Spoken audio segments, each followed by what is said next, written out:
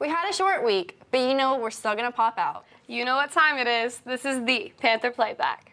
You are watching the Master of Organ.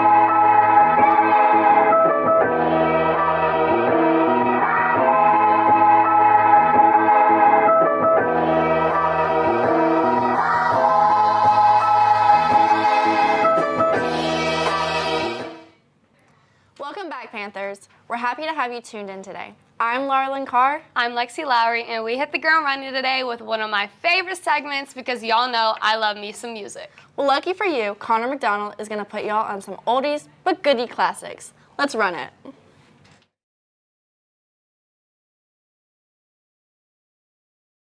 Hi there, Panthers. Welcome back to Rewind.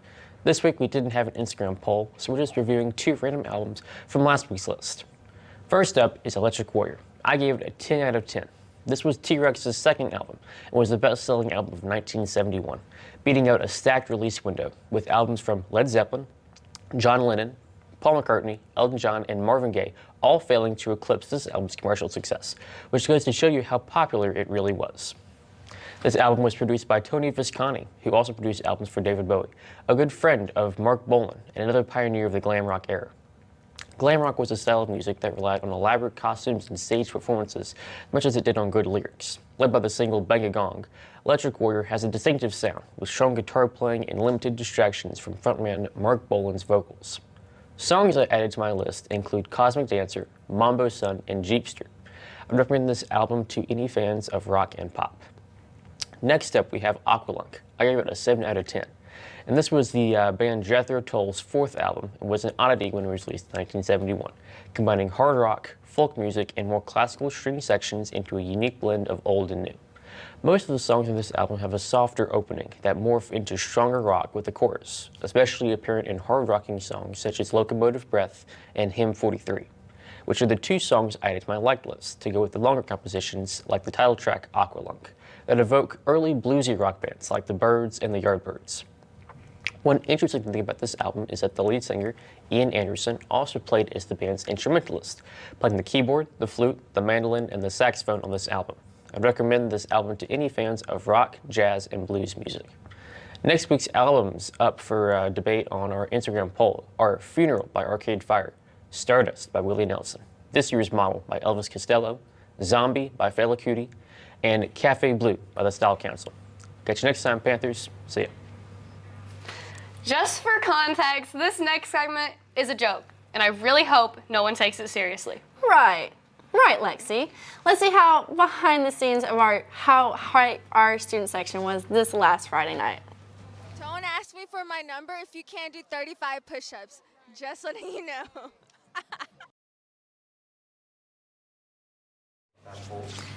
We still have some new teachers to introduce to everybody.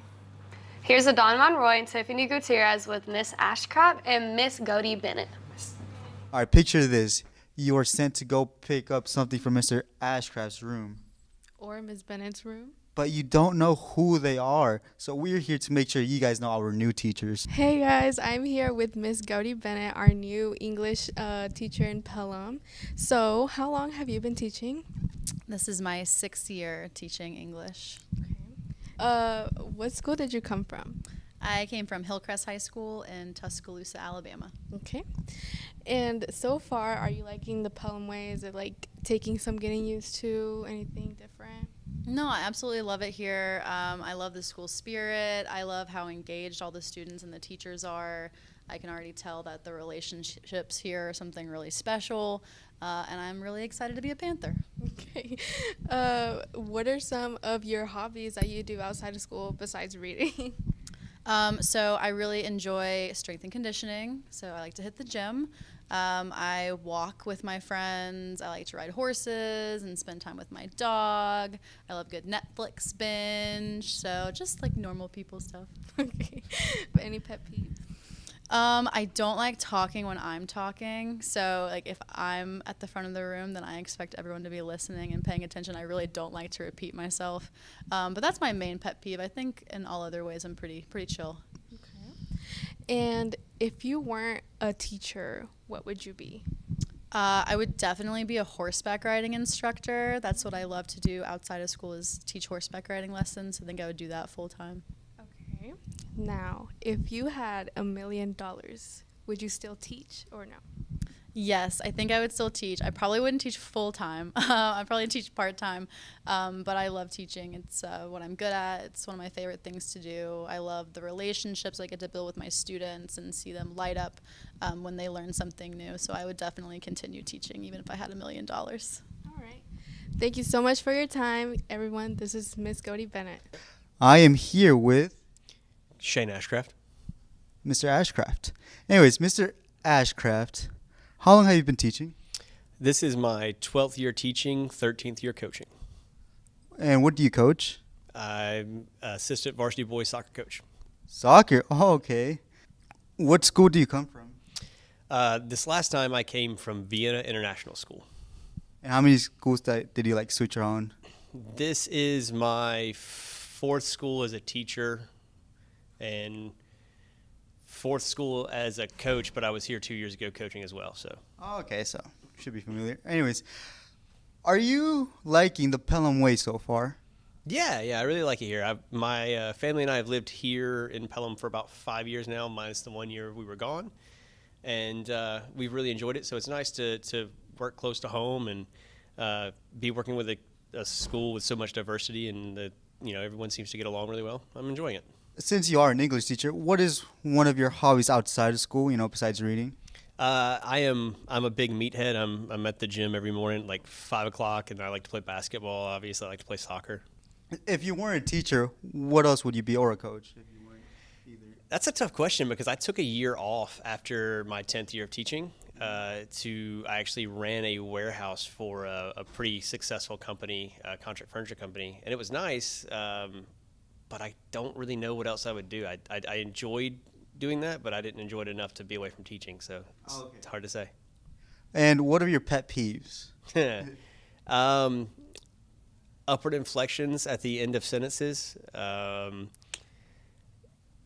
people not being respectful, not holding doors or not saying thank you when people hold doors, that kind of stuff. Okay. And final question, if you had $1 million, would you still teach? Oh, absolutely. They may not want me to, but I teach. Okay. Well, thank you so much for your time. We really hope that you guys enjoy learning new things about our new teachers.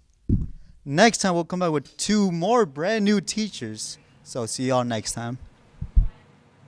We had our first pep rally last Friday, and y'all already know the seniors took that dub. Larlin, how did you enjoy your first pep rally?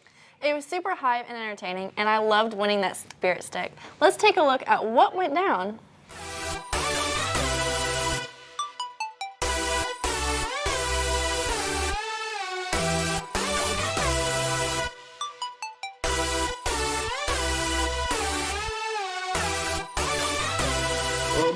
Plug.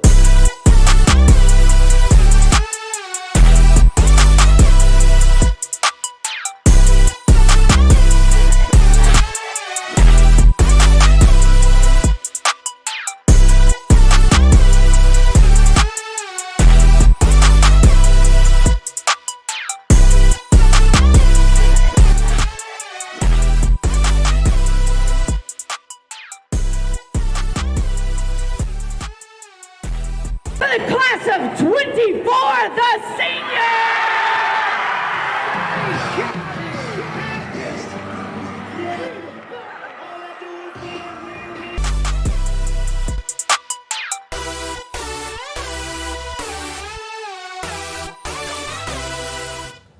Yo, what's up, Panthers? How y'all doing? Kern Bradley here with another episode of Current Events.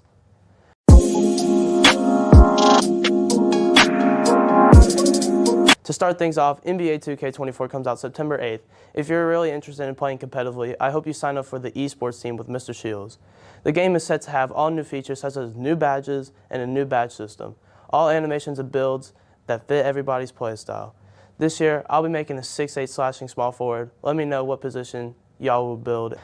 Our next story takes us to Canada when a truck hauling 5 million bees toppled over last Wednesday and spilled bees all over the road.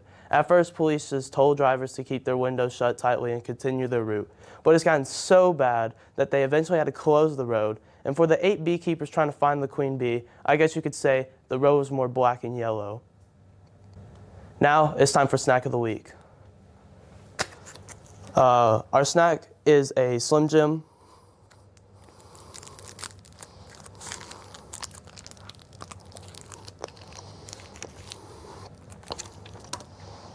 That's pretty good.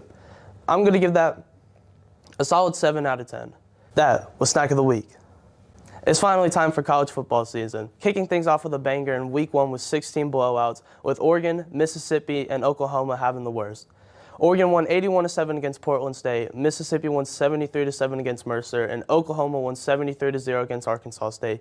Game of the week was TCU versus Colorado, which was a statement game for Coach Prime, leading the upset in a close game against TCU, which had just made it to the national championship last year. This was the best and most entertaining game. Lastly, to all my Bama fans out there, roll Tide. And that's it for current events. I'm your host, Kern Bradley, and thank you for joining us, and we'll see you next time. She might be a newbie, but she's still going to kill it. Here's Kayla Calderon with PHS Sports. No pain, no gain. We dominate the Eagles in the rain. Here's your PHS Sports.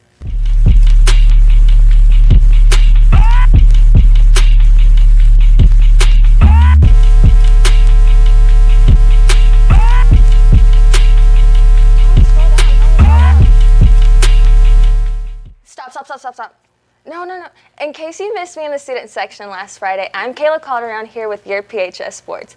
We started off today with volleyball losing Tuesday, but it's okay. They won Thursday against Homewood and Ramsey 2-0.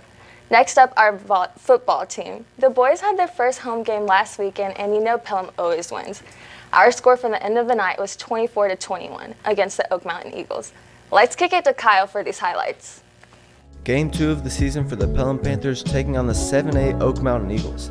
Both teams looking for a 2-0 start. Bishop Rellis set the tone for the defense early with an electric hit in the backfield. Markel Bell would continue the defensive success with a huge interception. The offense would capitalize off of that turnover, getting the first points of the game on a 13-yard run by Clayton Raines, as he really made something out of nothing. He had a huge night on the ground, rushing for 160 yards on 15 carries. 76 of those yards came right here on an amazing run by the quarterback. Jake Garner would hit a 38-yard field goal to give the Panthers a 3-point lead. The game-winning touchdown would come right here courtesy of a 4-yard run by linebacker Bishop Rella, who stepped up and made plays on both sides of the ball. A final score of 24-21 as your Panthers start the season 2-0. For PHS Sports, I'm Kyle O'Neill. Although we don't have a game this Friday, we can always show up to Helena's home game at 7 to show a little support. But if that's not your thing, we always have college ball. I don't know about you guys, but I'm definitely looking forward to Alabama versus Texas. As always, horn down. Thanks for tuning into sports today. I'm Kayla Calderon. Back to you. Thank you all for tuning in to the Panther Playback today. I'm Lexi. And I'm Laurelyn, and we'll catch y'all next time. Go Ham. We love you, Miss Adams. We hope you get better soon. Miss Adams, we miss you. We love you. Wish you the best in your recovery and can't wait to see you again soon. Mrs. Adams, I love you. Have a good recovery, Miss Adams. I love you, Miss Adams. Have a good recovery. Get well soon, Miss Adams. We miss you, and we hope you have a speedy recovery. Yes, we can't wait to have you back. Get well soon. We wish you a speedy recovery, Miss Adams. Feel better, Miss Adams. Miss Adams, we love you so much, and we wish you a fast recovery. Miss Adams, we love you, and we hope you're back on your feet soon.